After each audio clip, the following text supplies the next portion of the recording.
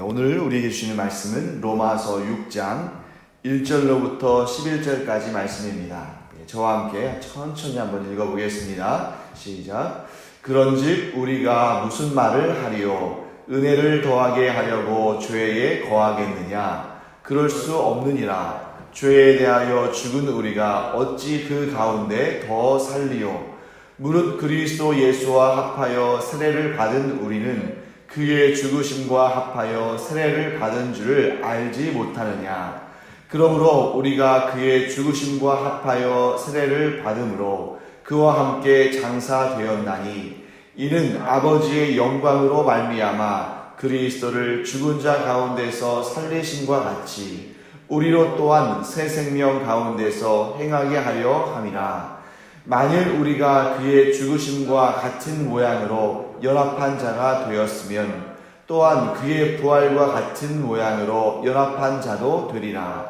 우리가 알거니와 우리의 옛사람이 예수와 함께 십자가에 못 박힌 것은 죄의 몸이 죽어 다시는 우리가 죄에게 종노릇하지 아니하려 함이니 이는 죽은 자가 죄에서 벗어나 의롭다 하심을 얻었습니다.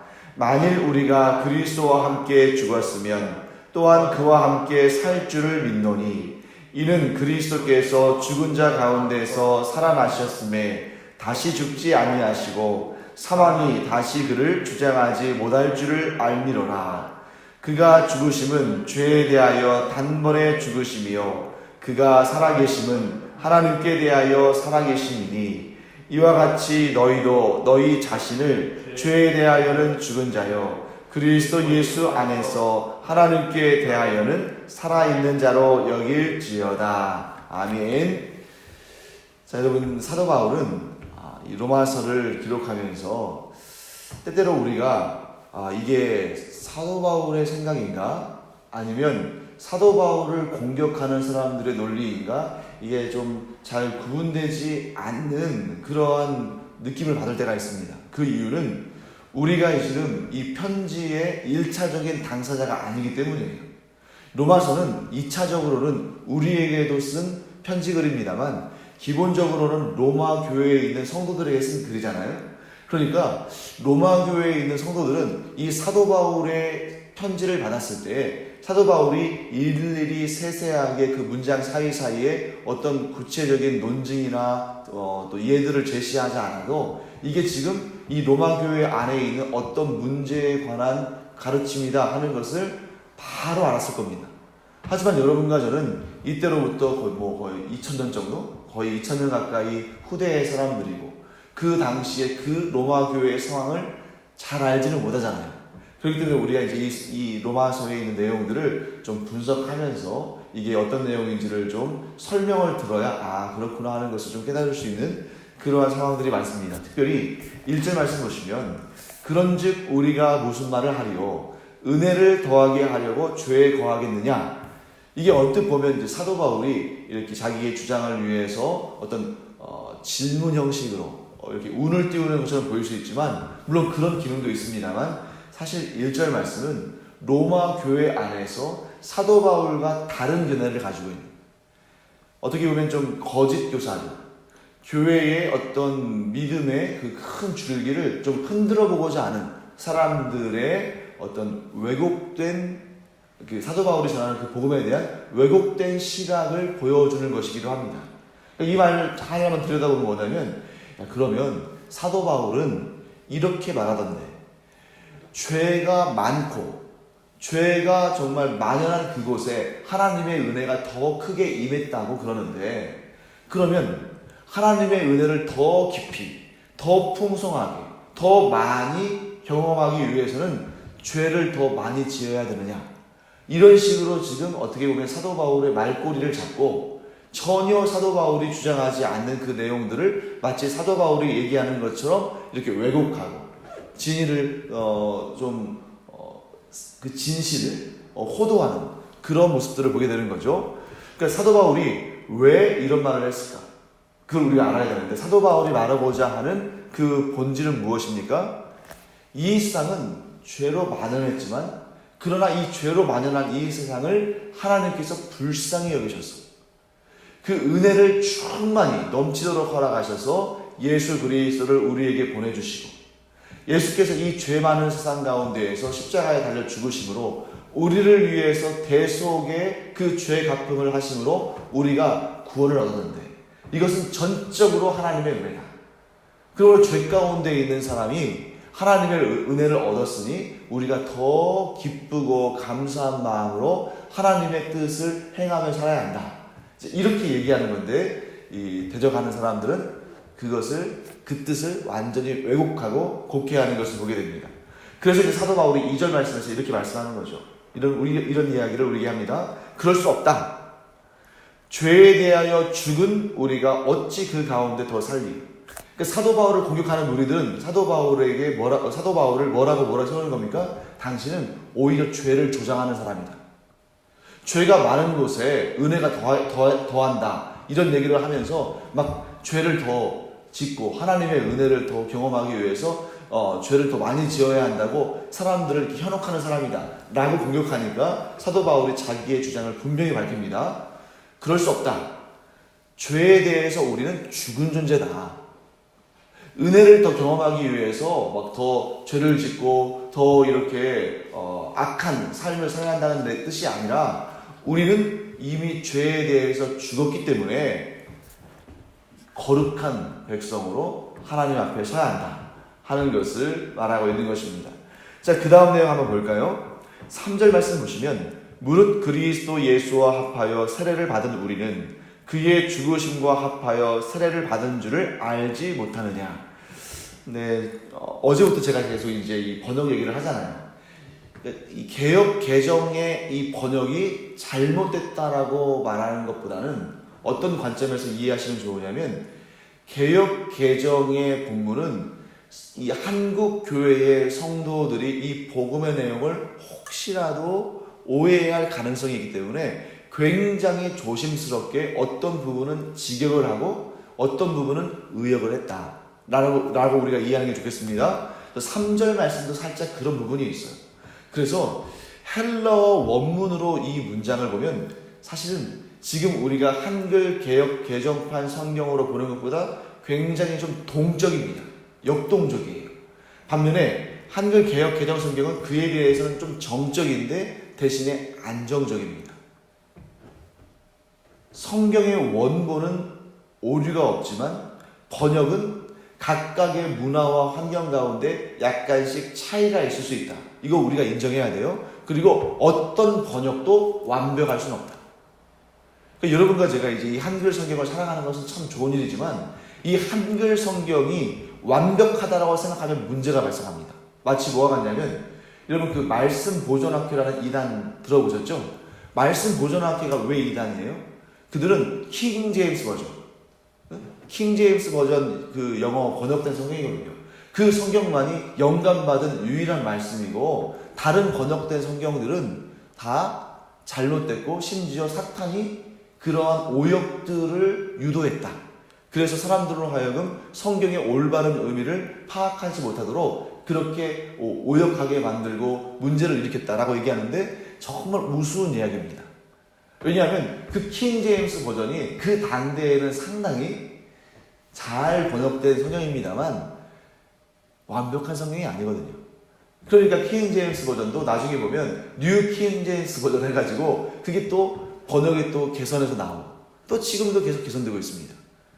우리가 만약에 한글 개역 개정 성경을 이 성경을 완벽한 것이라고 여긴다면 다음에 학자들이 또 연구해서 언젠가는 또 이 개역 개정 성경을 또 재판, 그러니까 다음번 버전으로 또 번역돼서 나올 거 아닙니까? 그러면 또 막 여기에 대해서 문제가 있다, 이것은 잘못된 것이다, 막 그렇게 싸우려고 될 텐데 그렇지 않아요. 번역 성경은 완벽할 수 없습니다. 그렇기 때문에 계속 연구하면서 성경의 원문에 최대한 가까울 수 있도록 이렇게 보완하는 것이죠. 그래서 3절도 마찬가지입니다. 굉장히 잘된 번역입니다만 이 번역은 상당히 정적이에요. 그런데 성경 원문, 헬라어 성경 원문은 굉장히 동적이라고 말씀드렸죠. 왜 그러냐면 무릇 예수 그리스도와 합하여 했을 때 이 합하여가 헬라어로 보면 헬라어 전치사 에이스. 에이스라는 전치사의 의미는 안으로 이런 뜻이에요. 안으로, 안을 향하여, 어디를 향하여, 또 어떤 경우에는 무엇을 위하여 이런 뜻도 있는데, 어떤 개념이냐면 이 헬라어 전치사 에이스의 개념은 걸어서 그 어떤 텐트나 집이나 장막이나 이런 데 안으로 걸어 들어가는 그런 이동적인, 동적인 의미를 가지고 있습니다. 반면에 헬라어 전치사 가운데 n이라는 전치사가 있어요. 근데 이 전치사는 영어로 따지면 in이에요. in. 그래서 in은 어떤 뜻입니까? 좀 약간 정적이잖아요. 그 집 안에, 천막 안에 이미 이동해서 그 안에 정주한 그런 의미죠. 그러니까 에이스는 굳이 영어의 전치사 가운데에 그 용례를 하나 고른다면 into의 의미입니다. into는 전치사 in과 to가 합쳐진 거죠. in은 약간 정적인 의미라면 to는 어때요? 어디를 향하는 거잖아요. 그러니까 into는 어디를 향하여 들어가다 이런 의미가 있는데, 참 그 전치사, 헬라어 전치사가 이 의미를 너무 잘 설명하고 있는 것 같습니다. 그래서 여러분들은 지금 이 사도 바울이 로마서 6장에서 자기의 논증을 전개할 때 굉장히 이 동적인 의미를 가지고 있다는 것을 머릿속에 이 영상을 그려보는 게 좋습니다. 자, 그래서 무릇 예수 그리스도와 합하여 세례를 받은 우리는 했을 때 예수와 합하여 세례를 받다 할 때 어떤 모양을 여러분들이 어떤 모습을 그려보면 좋으냐면, 예수 그리스도라는 그 집이 있다면 그 안으로 우리가 걸어 들어가는 거예요. 즉 우리가 예수 그리스도 안으로 들어가서 세례를 받았다 이런 뜻입니다. 그 다음에 이제 또 대꾸를 이루고 있죠. 그 다음에 우리는 그의 죽으심과 합하여 세례를 받았다. 이 얘기는 어떻게 그려보면 되겠어요? 죽음 안으로 들어가. 근데 그게 무슨 죽음이에요? 예수 그리스도의 죽음이니까 십자가의 그 죽으심 안으로 우리가 들어가서 세례를 받았다. 이런 것이죠. 그래서 저는 제가 이 성경의 원문을, 헬라어 원문을 제가 만약에 이 부분을 번역한다면 이렇게 직역하면 좋을 것 같습니다. 무릇 그리스도 예수 안으로 들어가 세례를 받은 우리는 그의 죽으심 안으로 들어가 세례를 받은 것이다. 느낌이 좀 다르죠? 그러니까 예수 그리스도와 합하여 그러면 어떤 느낌이냐면, 예수 그리스도가 이쪽에 있고 우리가 여기에 있다면 이게 딱 합쳐진 것 같이 보여요.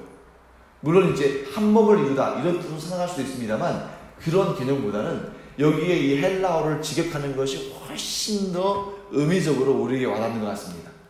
우리가 예수 그리스도 안으로 들어가서 그 품 안에서, 예수 그리스도의 그 은혜 안에서 하나님의 자녀된 그러한 은혜로서의 세례를 받았습니다. 그런데 또 우리는 어떻습니까? 예수 그리스도 안으로 들어가서 예수님께서 십자가에 달려 죽으실 때에 그 안에서 우리도 죄에 대해서, 사망의 권세에 대해서 죽었다는 거예요. 그리고 지금 여기서 계속 죽음이라는 단어, 죽었다는 단어가 계속 반복되는데, 그 의미는 뭐냐면 관계를 끊다, 이런 의미를 가지고 있어요. 그래서 예수 그리스도 안으로 들어가서 세례를 받은 우리는 예수 그리스도의 죽음 안으로 들어가서 죄와 관계를 끊어버렸다, 이런 뜻입니다. 여러분, 이제 이게 고대 로마 시대 아니겠습니까? 고대 로마 시대에 노예는 주인의 소유였잖아요. 그런데 고대 로마 시대의 노예들이 자유를 얻는 방법은 두 가지가 있습니다. 첫째는 무엇일까요? 그 몸값을 완전히 다 지불해서, 그러니까 원래 주인에게, 만약에 이 노예가 이렇게 열심히 일해가지고 자기가 돈을 많이 벌었다 그러면 자기 돈으로도 자기 몸값을 갚을 수 있어요. 하지만 고대 로마 시대 때 자기가 돈을 열심히 벌어서 자기 돈으로, 자기 소유로 자기의 몸값을 지불하고 자유인이 된 사람이 얼마나 있겠습니까? 그러니까 대부분의 경우에는 누군가 다른 사람이 이 원주인에게 이 노예의 그 몸값을 지불하고 그 종을 사가겠죠. 그 노예를 사가겠죠. 그러면 그 새 주인을 섬겨야 되는 겁니다. 그런데 어쨌든 간에 이 노예가 자유를 얻기 위해서는 누군가가 이 노예의 몸값을 다 지불해 줘야 돼요. 자, 두 번째, 노예가 자유를 얻을 수 있는 두 번째 방법은 뭐겠어요? 죽는 겁니다. 노예는 평생 노예로, 평생 그 주인의 소유물로 살다가 마지막 순간에 가서야 자유를 얻는데 그게 뭐예요? 죽어야 되는 거예요. 그렇기 때문에 이 사실을 잘 알고 있는 사도 바울은 이 당대의 로마 사람들이 잘 알고 있는 이런 상황들 속에서 설명을 하는 겁니다. 너희가 하나님의 자녀였다가 이제는 죄를 범한 이후에 죄와 사망의 권세의 노예가 됐는데 너희들이 그 예수 그리스도의 속량하심으로 자유함을 얻었다. 그러므로 이제는 죄와 사망을 향하여서는 너희들이 죽고 너희들의 새 주인이신 예수 그리스도를 향해서는 또 하나님을 향해서는 산자가 되었다. 노예가 자유를 얻는 것은 그 몸값을 완전히 다 지불하거나 죽거나 둘 중에 하나 있잖아요. 근데 여기에서 한 걸음 더 나갑니다. 사도 바울은. 그게 뭐냐면 그렇게 해서 자유를 얻는 것만으로도 너무 대단하고 너무 바라고 원하는 거지만 거기에 하나 더해서 하나님은 너희들을 죄와 사망의 그 노예로부터 자유를 주셨을 뿐만 아니라 하나님의 자녀를 삼으셨다. 얼마나 놀라운 일이에요. 마치 어떻습니까? 로마의 그 노예시장에서 노예들이 서 있는데 어떤 한 사람이 와가지고 이 노예의 몸값을 다 지불합니다. 그러면 이 노예는 어떤 생각하겠어요? 아, 이제부터는 저 사람이 나의 주인이겠구나 생각하잖아요. 그런데 이 노예의 몸값을 다 지불한 사람이 느닷없이 뭐라고 말하냐면 이제 너는 자유인이다. 이제 너는 더 이상 누군가의 노예가 되지 말고 자유인으로 살아라 라고 말합니다. 얼마나 기쁘고 감사하겠어요? 그런데 한편으로는 근심도 있겠죠. 왜? 지금까지는 자기가 노예였으니까 너무 고생도 하고 자유도 없지만 일단 자기를 먹여 살리는 주인은 있었잖아요. 근데 느닷없이 이제 이 순간 자기가 모든 그러한 자유를 얻었습니다만 그런데 어디 가서 뭘 먹고 살겠어요?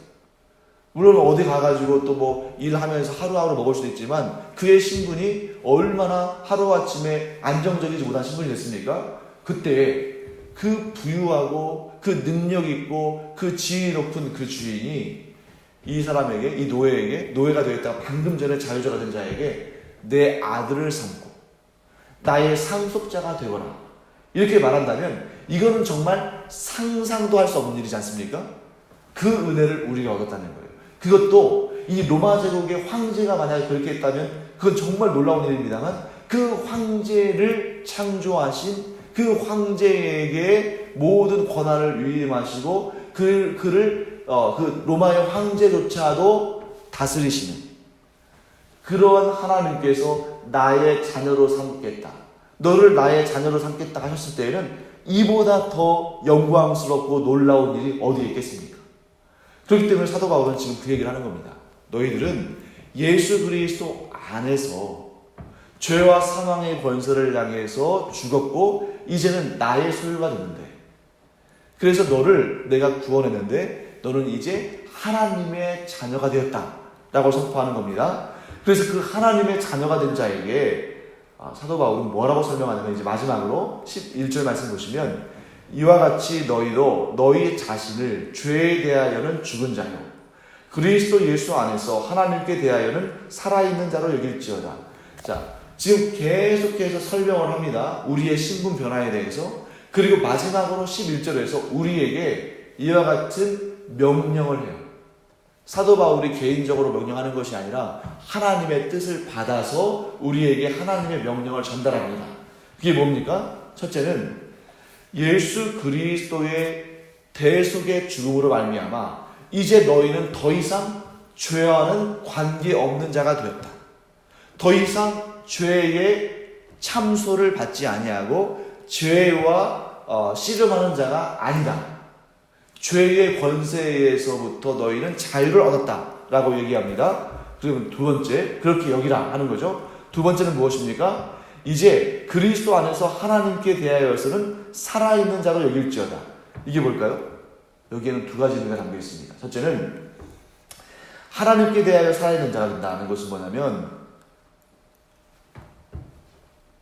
예수 그리스도의 구원의 은총으로 말미암아 영생의 복락을 얻은 자임을 알라는 것이고, 거기서 그치지 않고 이제는 하나님을 향하여 산 자, 곧 영생의 복락을 얻은 자로서 하나님께서 기뻐하시는 거룩한 삶을 사는 곳까지 나아갈 것을 요구하는 겁니다. 사도 바울의 우리에게 가르치는 것은 세 가지인 거예요. 사실은 첫 번째는 뭡니까? 우리는 예수 그리스도의 십자가의 죽으심으로 더 이상 죄와 사망의 권세와는 관계없는 자가 되었다. 두 번째, 그러므로 너희는 예수 그리스도 안에서 하나님께 대하여 살아있는 자, 곧 영생의 구원을 얻은 자가 되었다. 그리고 하나님을 향하여 살아있는 존재는 지금 이 땅에서도 여전히 유효한 것인데, 그러므로 이 땅에서부터 하나님께서 기뻐하시는 거룩한 삶을 살아라, 이렇게 얘기하는 것입니다. 그래서 여러분, 다시 우리 2절 말씀을 한 번 더 마지막으로 본다면, 그럴 수 없느니라 죄에 대하여 죽은 우리가 어찌 그 가운데 더 살리요. 죄에 대해서 죽었다는 것은 첫 번째 논증이었죠. 그리고 우리가 그 가운데 더 살려, 이 말씀은 우리는 이미 예수 그리스도의 보혈의 공로로 영생의 구원을 얻었다는 그 선포와 함께 한 가지 더 있는 거죠. 이제 하나님을 향하여 산 자로서 죄를 짓지 아니하고 하나님의 의로운 백성으로서 거룩한 삶을 살아야 한다, 여기까지 나가는 거예요. 근데 만약에 우리가 예수 그리스도를 믿고 영생의 구원을 얻었다, 그리고 우리는 죄와 사망의 권세와는 관계가 없다, 거기까지만 나가면, 거기까지만 강조하면 어떤 위험성이 있냐면 구원파 이단에 빠질 수 있는 위험성이 있어요. 그러니까 내가 예수 그리스도를 믿었으니까 이제는 나와는 죄와는 아무 관계가 없다, 그러니까 마음껏 아무렇게 살아도 이제 더 이상 죄는 죄가 아니다, 이 구원파 논리 아닙니까? 그러니까 예수 그리스도를 구주로 영접했다면 그 다음부터는 세상적인 관점에서 죄를 짓든 거짓말을 하든 성적으로 뭐 타락한 삶을 살든 어쨌든 상관없다는 거죠. 이게 죄와는 이제 관계가 끊어졌으니까. 그러나 사도 바울의 가르침은 그런 구원파의 이단적인 세상과는 완전히 다릅니다. 한 가지가 더 있는 거예요. 그게 무엇입니까? 이제 우리는 예수 그리스도 안에서 하나님을 향하여 산 자가 되었으니 하나님께서 기뻐하시는 거룩한 삶, 하나님께서 기뻐하시는 의를 이루는 삶을 살아야 한다까지 나아야 우리 개혁주의 신앙, 우리 온전한 기독교의 신앙이 되는 것입니다. 그래서 여러분과 제가 이 세 가지 꼭 기억하기 바랍니다. 이 세 가지 중에 한 가지나 두 가지만 우리가 따르거나 믿거나 그 생각을 가져오시면 안 돼요. 첫째, 예수 그리스도의 십자가 죽으심으로 인해서 우리는 그의 죽으심 안에서 죄와 사망의 권세와는 관계없는 자가 되었다, 해방되었다, 자유를 얻게 됐다. 두 번째, 예수 그리스도의 그 죽으심과 또한 이 본문에 지금 나오고 있는 부활로 말미암아 다시 살으심, 예수 그리스도께서 죄에 대해서 죽으시고 다시 살아나신 그 부활의 능력으로 말미암아 우리도 영생의 구원의 은혜에 들어가게 되었다. 그런데 거기서 끝나지 말고 세 번째, 우리는 이제 죄에 대해서는 죽은 자요 하나님께 대해서는 산 자가 되었으니 하나님께서 기뻐하시는 의로운 삶, 하나님께서 기뻐하시는 거룩한 삶, 하나님께서 기뻐하시는 경건한 삶을 살아야 한다. 이 세 가지가 우리의 마음속에 깊이 새겨지고 그런 삶을 살아가는 여러분과 제가 되기를 간절히 축원합니다. 기도하겠습니다. 하나님 아버지, 주님의 은혜를 감사드립니다. 이 말씀 그대로 우리가 믿음으로 받습니다. 예수 그리스도의 십자가의 죽으심 안에서 저희가 구원을 얻고 죄와 사망의 권세와는 관계가 없는 자유자가 되었음을 고백합니다. 또한 예수 그리스도의 다시 사심과 함께 저희들은 예수 그리스도의 부활 안에서 영생의 구원을 얻게 된 줄을 믿습니다.